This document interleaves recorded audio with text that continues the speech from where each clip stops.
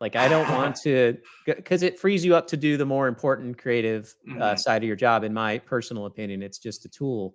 I love that. And it makes you a better engineer because now you could work on the actual engineering part of it rather than be a looker upper and a comparer of the text. And it reminds me of, I grew up as a sales engineer, account executive. So reviewing plans and specs to do takeoffs was a big part of our job, or reviewing plans and specs after you get the job to do the submittal. So what are the tools you would see or you're working on that would help with someone who's, I got to price this job, I got a set of plans and a set of specs? Yeah, cool. That's a great question. I think that we're going to start seeing more AI-based counting tools.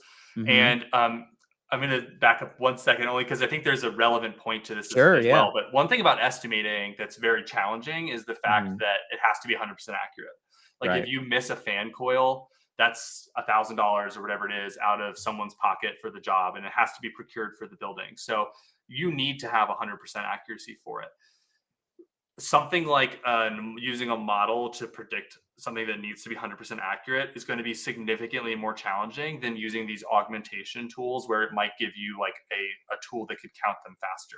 So instead of saying there's 1,000 fan coils on this job, I view the solution as being something like, here's a chart of everything we think is a fan coil. Then there's 1,050 of them. And then human, you're going to go through and just look at each of these little boxes that we identified as a fan coil and pick which ones are correct or are incorrect. And that human review takes you from that 85, 90% accuracy up to the 100% accuracy. But that's still so much easier than scanning through the 50 sets of mechanical plans to do the estimation correctly. So there's a company called Creo, Kreo, and they're focused around like counting doors and counting windows, kind of the more architectural side of things right now, using ML estimation, and they have or machine learning to predict the shapes and then give you the pieces.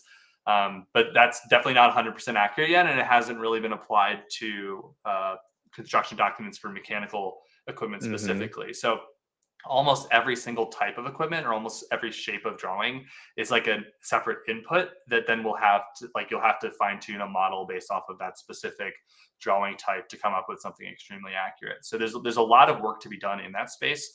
It does feel like it's if not solvable problem, it's a problem that can be like in 5 years, I would predict that there will be tools that will take a 5-hour counting estimate down to something like an hour or less. I love it.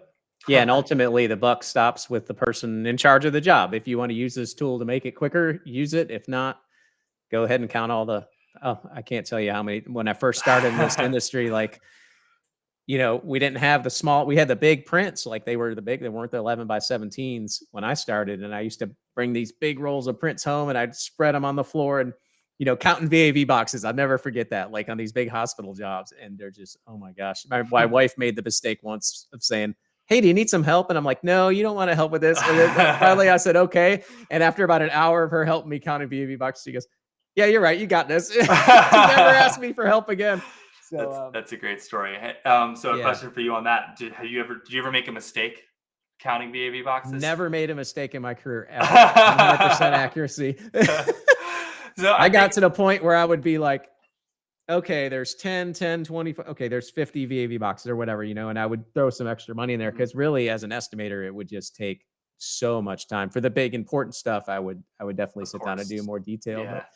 But, you get to the point where you're like, okay, and I would even do, I would take 5 box sizes and price them up. And I would say, okay, there's 20 of these, 40 of these, 50, and I would just do it real quick. But, nice. And I mean, the reason I asked that is just because I know that like humans, we have these internal limits and like we have some mistake percentage, even for something as mundane as counting or data entry, or, just, you could count them all correctly and then type the number in wrong on your Excel sheet when you go to send the estimate off. So there's a lot of these kind of touch points that have human error involved. And I see those touch points getting reduced in the future with some automation tools. 100%.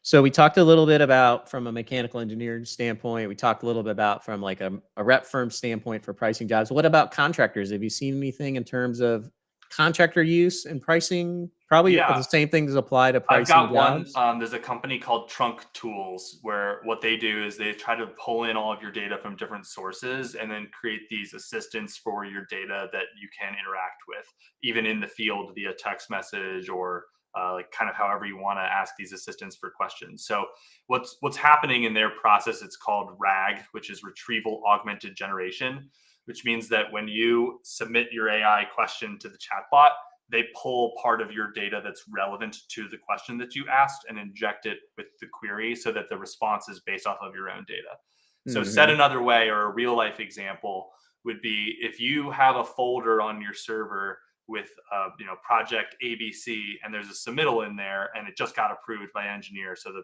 project manager uploaded that approved submittal. If you're in the field, you could send a text message and say, hey, is the submittal approved for this project?